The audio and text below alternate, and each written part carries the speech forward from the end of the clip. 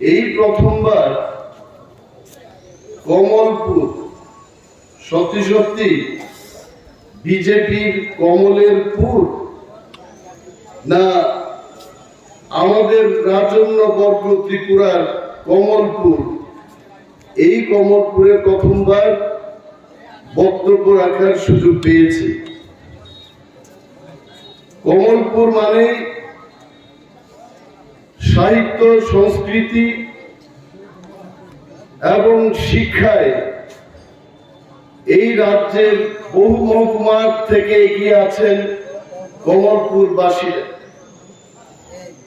আপনাদের কি বক্তব্য দিয়ে আমি বোঝাবো, আমি এখানে বোঝাতে আসিনি। আমি আমার অভিজ্ঞতার কয়েকটি কথা, এই রাজ্যের 20টি বছরের যে অভিজ্ঞতা তার কথাই আমি বলবো।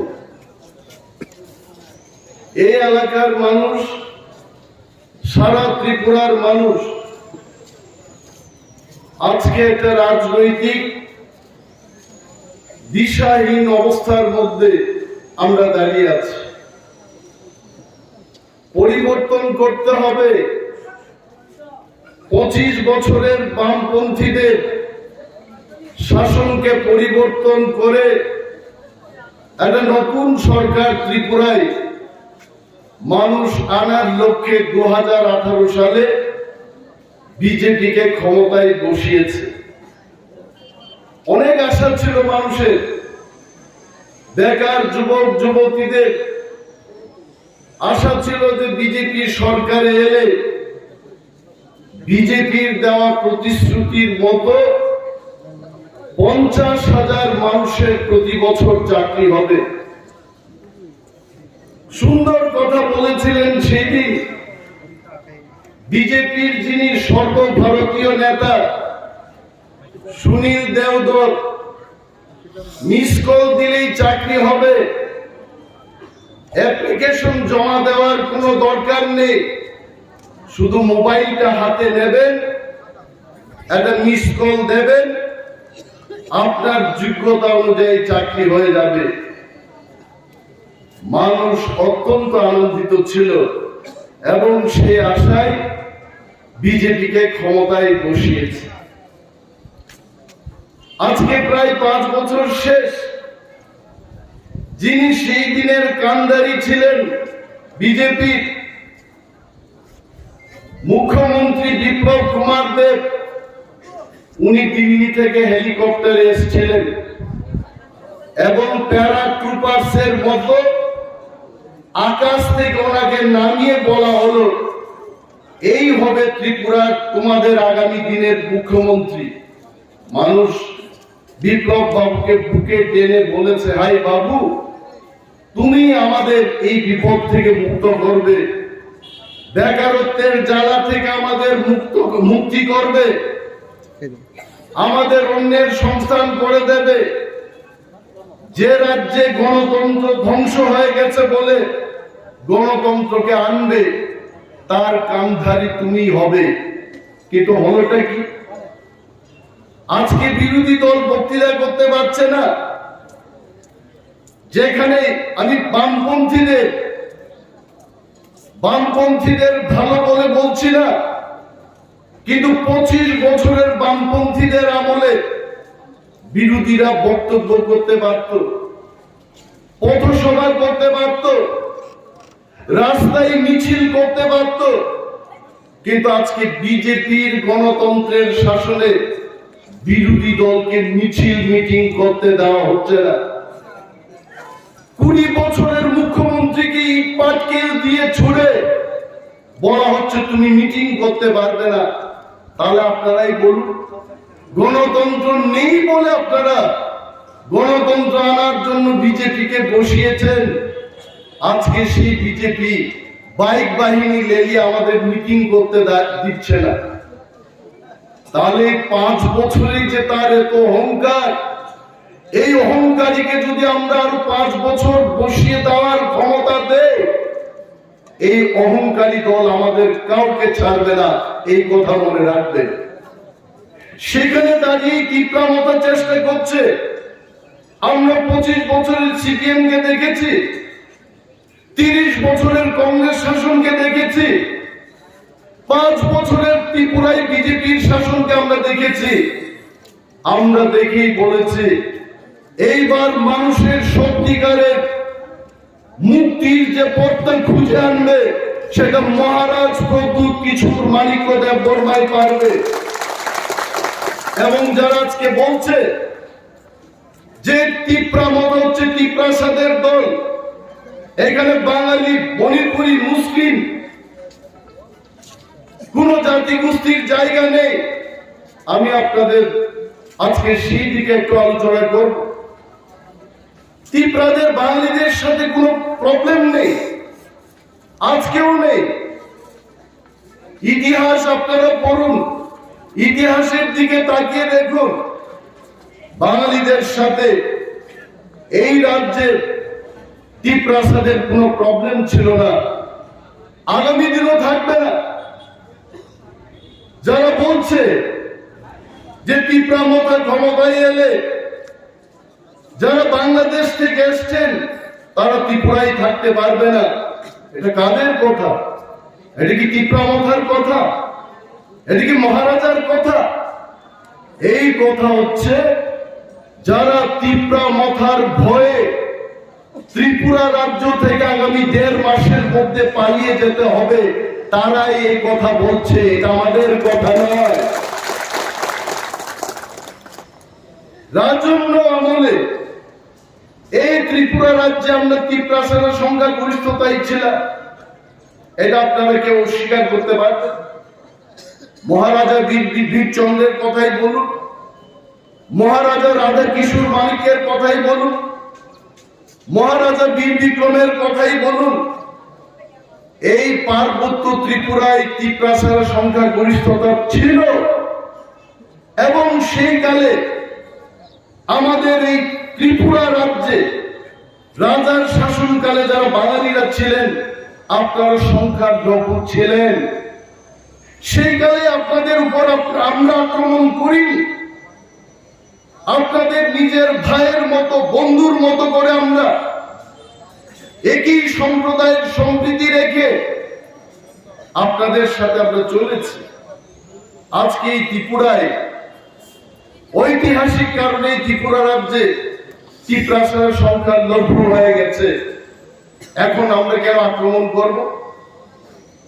যারা দুর্দিনে আপনাদের সঙ্গ দিয়েছে, যখন নোয়াখালী দাঙ্গায় হিন্দু বাঙালিরা বিধ্বস্ত ছিলেন সেই পারে, আপনারা ভেবে দেখুন ত্রিপুরার মহারাজা সেখানে গিয়ে বলেছেন আসুন আমরা আপনারা ত্রিপুরা রাজ্যে আমার স্বাধীন ত্রিপুরায় আসুন, আপনারা শান্তিতে বসবাস করবেন।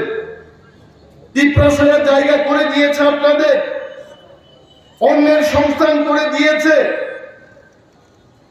আরো একটি কথা বলছি, কংগ্রেস যখন শাসন করত ত্রিপুরায়, বাস্তুহারাদের জন্য আন্দোলন করত তিপ্রাসারা, কমিউনিস্ট পার্টি করতে ভয় পেত বাঙালিরা। সেই কালে গাড়ি ঘোড়ার ব্যবস্থা ছিল না, তিপ্রাসারা পায়ে হেঁটে গিয়ে আগরতলায় মিছিল করে বাস্তুহারাদের ভূমি দিতে হবে, জায়গা করে দিতে হবে, ঘর দিতে হবে। সেই আন্দোলন কিন্তু বাঙালিরা করেনি, তিপ্রাসারাই করে আপনাদের এখানে জায়গার ব্যবস্থা করে দিয়েছে। এই কথা ভুলে যাবেন না। কেন তাহলে এই কথা বলছে? যারা আজকে বলছে যে আলাদা রাজ্য করে তিপ্রাসারা বাঙালিদের উপর অত্যাচার করবে, এমন কিছু হবে না। আসাম রাজ্য থেকে মিজোরাম তৈরি হয়েছে, আসাম রাজ্য থেকে মেঘালয় রাজ্য তৈরি হয়েছে। মেঘালয় এবং মিজোরাম রাজ্য হওয়ার পর আসামিজদের কি ক্ষতি হয়েছে বলুন? আসাম রাজ্য তৈরি হয়েছে, পশ্চিম বাংলার মানুষের কি ক্ষতি হয়েছে বলুন? ত্রিপুরা রাজ্যে যদি গ্রেটার ত্রিপুরাল্যান্ড গঠন করে তিপ্রাসারা তার নিজের মতো করে যদি বাঁচতে চায়, বাঙালিদের কি ক্ষতি হবে বলুন? ক্ষতির কিছু দেখি না। কিন্তু যারা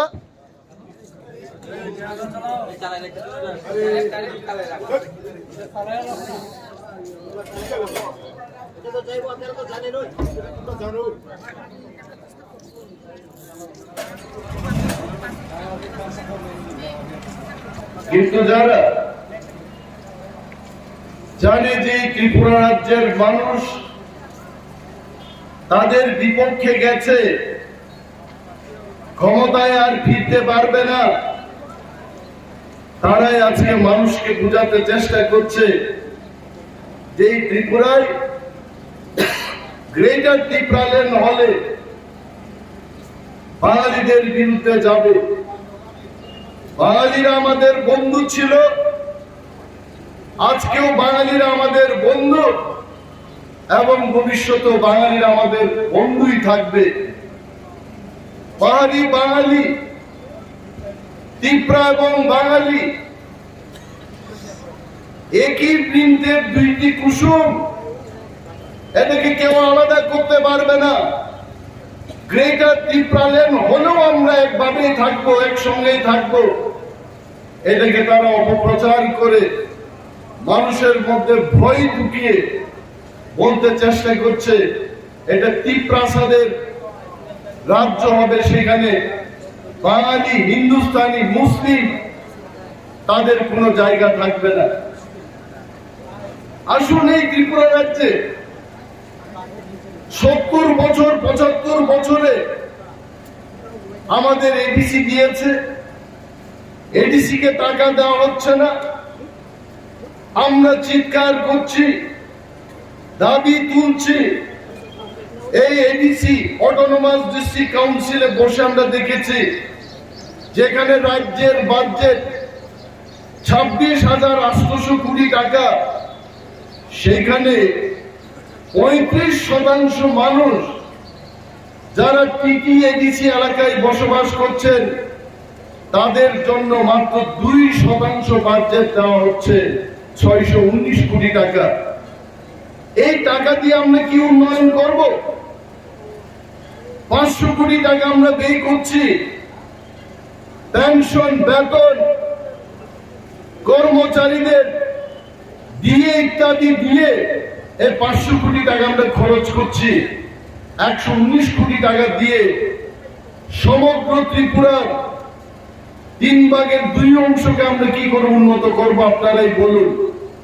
সেখানে দাঁড়িয়ে ত্রিপুরা রাজ্যে মহারাজা প্রদ্যুৎ কিশোর দেববর্মার নেতৃত্বে আমরা এইবার একটা দল গঠন করলাম, যে দলের নাম ত্রিপুরা মথা, এবং ত্রিপুরা মথাকে পাহাড়ি বাঙালি সবাই মিলে আমরা ত্রিপুরা রাজ্যে নতুন রাজনৈতিক দিশা দেওয়ার চেষ্টা করব, যেখানে গরিব মানুষের কথা বলার জায়গা থাকবে, যেখানে গণতন্ত্র থাকবে, সব দলের সব বর্ণের মানুষ কথা বলতে পারবে। সেই পরিস্থিতি ফিরিয়ে আনার জন্য আমরা কমলপুর এলাকার প্রতিটি সুনাগরিক বৃন্দকে আমরা আহ্বান জানাবো।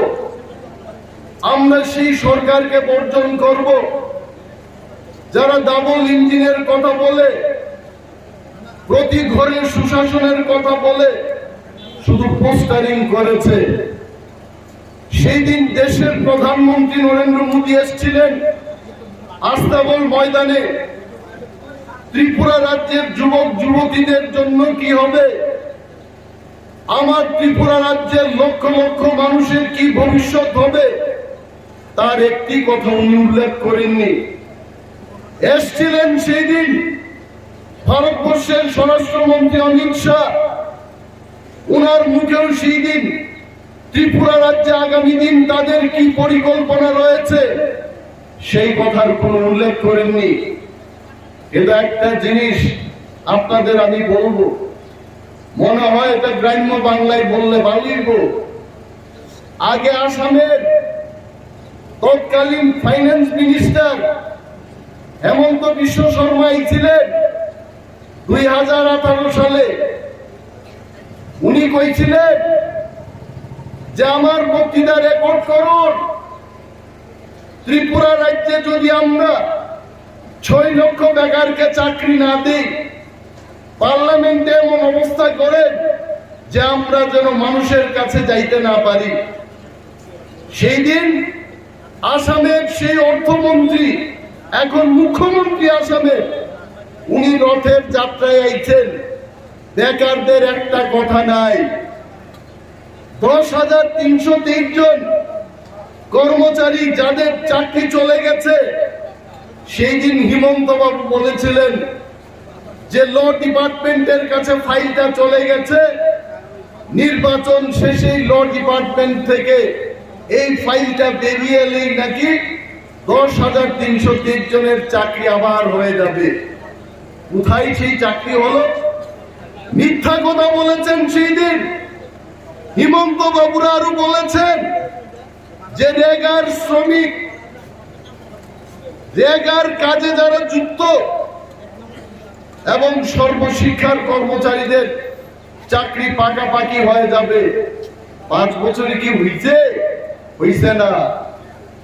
এই কারণে ত্রিপুরা রাজ্যের সমস্ত অংশের মানুষ এখন গ্রামে গেলে মা বোনেরা কইতাছে, আমরা তো গ্রামে যাই, আমরা বিজেপিদের মন্ত্রীরার মতো গাড়ি টায়া খালি রাস্তা রাস্তা ঘুরে আমরা আগরতলায় যাই না, পায়ে হাঁটি। কখনো চপ্পল পরে আমরা পায়ে হাঁটি, গ্রামে যাই, মানুষের সাথে কথা বলি। এখন মানুষের প্রশ্ন, বাবু এই যে পোস্টার লাগাইছে নরেন্দ্র মোদী, ঘরে ঘরে সুশাসন নিতাতে, কুত্তা পেচ্ছাপ করে নরেন্দ্র মোদীর চেহারার মধ্যে কুত্তা পেচ্ছাপ করে, কি লাভ আছে এইসব পোস্টার লাগাইয়া? একটা ফ্লেক্সের দাম 300 টাকা মিনিমাম। আজকে ত্রিপুরার মধ্যে যদি এরা 1 থেকে 2 লক্ষ এরকম ব্যানার লাগায়, কত কোটি টাকা খরচ করে সুশাসনের গুণ গাইতাছে এরা। কি সুশাসন দিছে কেউ রে? জানালা দিছে, দরজা দিছে, পায়খানার ঘর দিছে।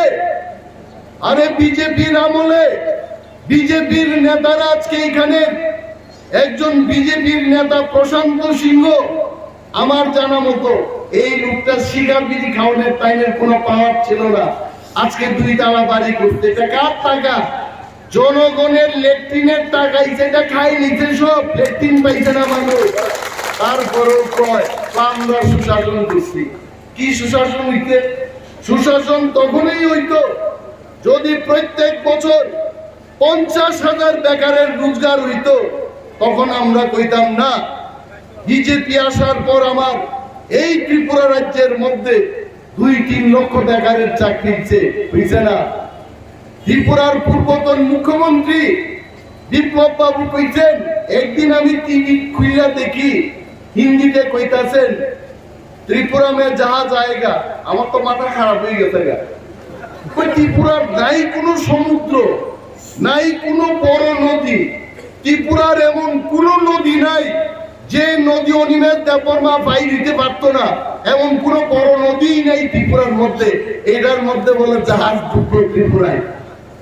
এরপরে টিভির মধ্যে 1 মাস বাদে উদ্বোধনী প্রোগ্রাম দেখাইয়া একটা জাহাজ দেখাইলো। জাহাজটা কিনা জানেননি? বাংলাদেশ থেকে 50 বস্তা সিমেন্ট নিয়ে বড় নৌকা সোনাপুরায় এইতে, এইটা বলে জাহাজ। মিথ্যা কথা কোয়ার জন্য এদের মতো উস্তাদ আর কেউ নাই। এই কারণে মানুষ বলে ঝুমলা। মানুষকে কিভাবে মিথ্যা কথা বলা যায়? যে যার পারে মিথ্যা কথা। ভিশন ডকুমেন্ট আগে কইছিল, কই ত্রিপুরার ভিশন ডকুমেন্ট আমরা তৈরি করেছি, ত্রিপুরা আগামী 5 বছরে কিসের রাজ্য? হীরার রাজ্য।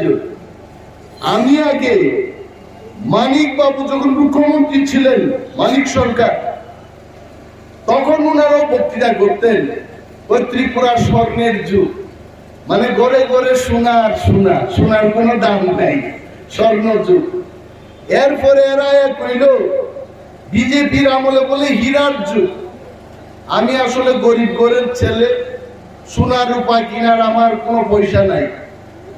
একদিন আমি টানিস টাটা কোম্পানি মহিলাদের চুড়ি, তারপরে আংটি এইসব কেনার একটা দোকান আছে, এটার নাম তানিস। এটার মধ্যে ঢুকলাম, জিগাইলাম একটা সোনার আংটির দাম কত, কয় 58,000 টাকা। আর একটা জিগাইলাম একই সাইজের একটা হীরার আংটি বাইর করে দিছে 3.5 লাখ টাকা। তার মানে আমি বুঝলাম সোনার চেয়ে হীরার দাম বেশি। আমার কথা হলো স্বর্ণ যুগের চেয়ে হীরা যুগ ভালো হওয়ার কথা। সারা ত্রিপুরা রাজ্যের মধ্যে সমস্ত রাস্তাঘাট ভাঙা, এই রাস্তার নাম হইছে পাউডারের ফ্যাক্টরি। শুধু ধুলা আর ধুলা, কিচ্ছু নাই। আপনি যেখানেই যাইবেন, যার কুমর ব্যথা, মরবেন আপনারা। গাড়ির মধ্যে গাড়ি ডান্স দিতেছে। এ 18 মুড়া পাহাড়ের মধ্যে আজকে শুধু কাজ চলে। আরে মানুষ রাশিয়া থেকে ক্রেন আনে, জার্মানির থেকে মাটি কাটার মেশিন আইনা 2 বছরের কাজ 3 মাসে শেষ করে। আর বিপ্লব বাবু মানিক শাহদের সরকার আজকে 2 বছর ধরে খালি মাটি কাটতেছে। টাকাগুলো গেল কই? আমার কাছে যা খবর, প্রথম ধাপের যা টাকাই ছিল এটা নেতারা নাকি করে সব গিলা লইছে, এখন আর টাকা নাই। দ্বিতীয় কিস্তির যা টাকাই বইটা দিয়া কাজ করব। আপনারা কি স্বর্ণের যুগ ফালাইয়া এই মিথ্যার হীরা যুগে থাকতে চান? যদি নাই থাকতে চান, কমলপুর বাসীরা বুদ্ধিজীবী শিক্ষিত লোক, এখানে আপনাদের বুঝিয়ে বলার কোনো দরকার নাই। আপনারা বাড়িতে বয়াই সারা পৃথিবীর কথা ভাবতে পারেন, এই ক্ষমতা আপনাদের আছে। আপনারা ভাবুন এইবার, এই সরকারকে যদি আমরা আনি, এখানে শ্রমিক মেহনতি মানুষ বাঁচবনি? একটা লোকের বাঁচার কোনো উপায় নাই। বাইক বাহিনীটা হেলমেট পইরা এটার মধ্যে গদা দিয়া বাড়ি দিলেও তো হেলমেটটা বাঁধতে পারতেন না। একটাই আছে, এইবার গরম লোহার শেক দিয়া এটা কানের এই দিক দিয়া খালি গুতা মারবেন, তখনই ঠিক হইব। আর তীব্রামতা, এটার জন্য আমরা প্রস্তুত। আমরা আগে আগেই বলে রাখি, তীব্রামতার সাথে যদি আপনারা লড়াই করতে চান, আসুন, we have no problem। আমরা সারা ত্রিপুরায় আমরা প্রস্তুত। বিধানসভা নির্বাচনের জন্য আমরা প্রস্তুত। Please declare the election. Village কমিটির নির্বাচন করে না। কেন করে না? কারণ ভিলেজ কমিটির নির্বাচন করলে বিজেপি ভারতবর্ষের মধ্যে এই ত্রিপুরা রাজ্যে তীব্রামতার কাছে গুহারা হাঁটলো, এই ভয়ে এরা নির্বাচন করে না। আর পারলে কিন্তু করোনা ভাইরাস দুকায়া এইবারও বিধানসভা নির্বাচন পিছায়া দেয়, কিন্তু পারছে না। 15 দিন আগে, 1 মাস আগে আর একটা জিগির তুলছিল, কয় আবার ওমিক্রন আইতেছে, সাংঘাতিক ডেঞ্জার। এটা বলে শরীরের মধ্যে ঢুকলে 48 ঘন্টার মধ্যেই বলে নাই, লোকটা শেষ।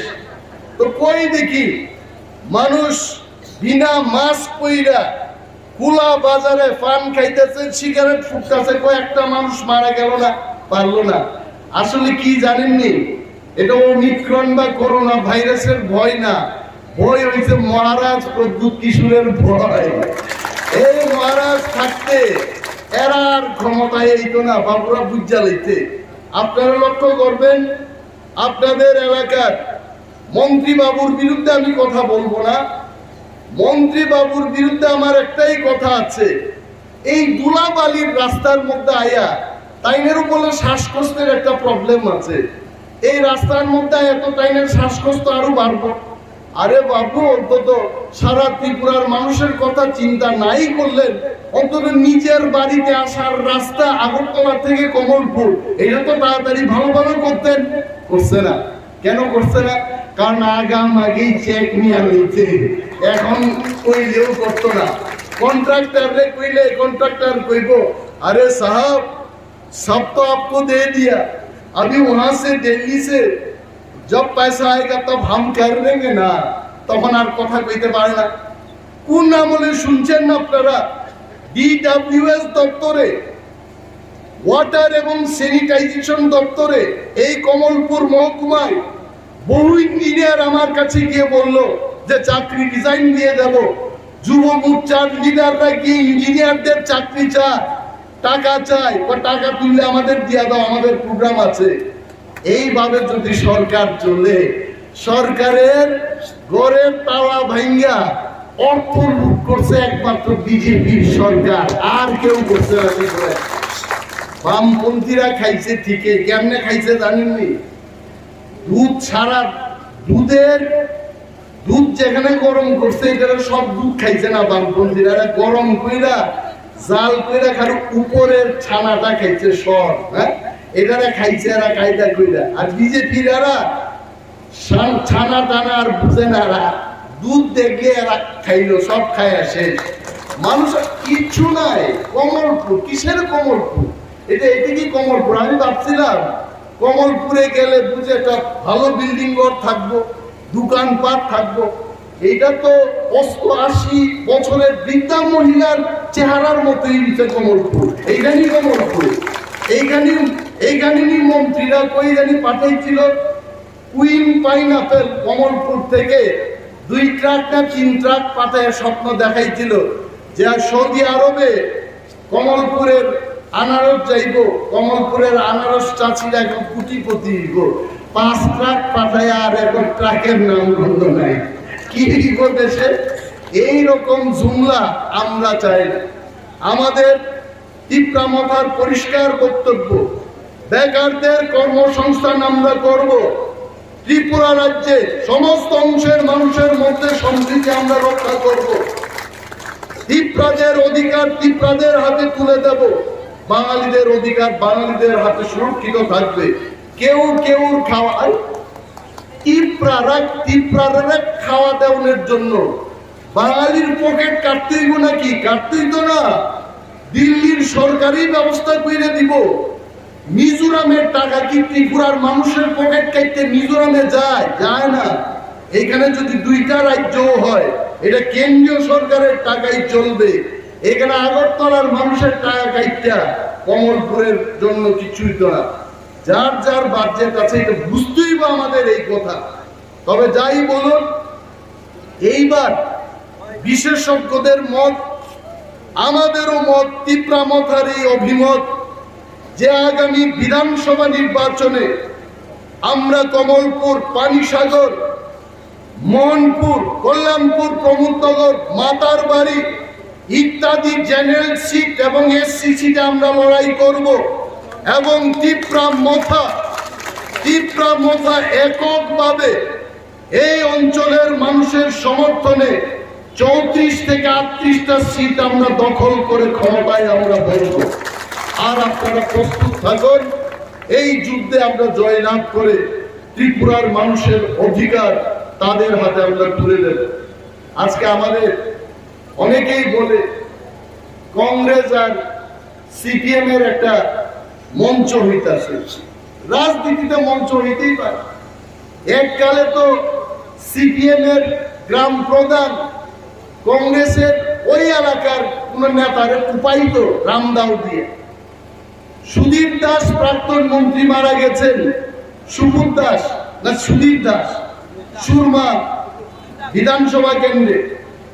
তাই না আমরা আগে, আমি এমএলএ থাকতে প্রয়াত রবীন্দ্র দেববর্মা প্রাক্তন মন্ত্রী কইত ওই রামদাও। আমি জিগাইলাম, দাদা আপনি মাননীয় মন্ত্রীকে রামদাও বলছেন কেন? কারণ এটা বিরোধী দলের সুধীর দাস খালি রামদাও নিয়ে কুপাইত আগে।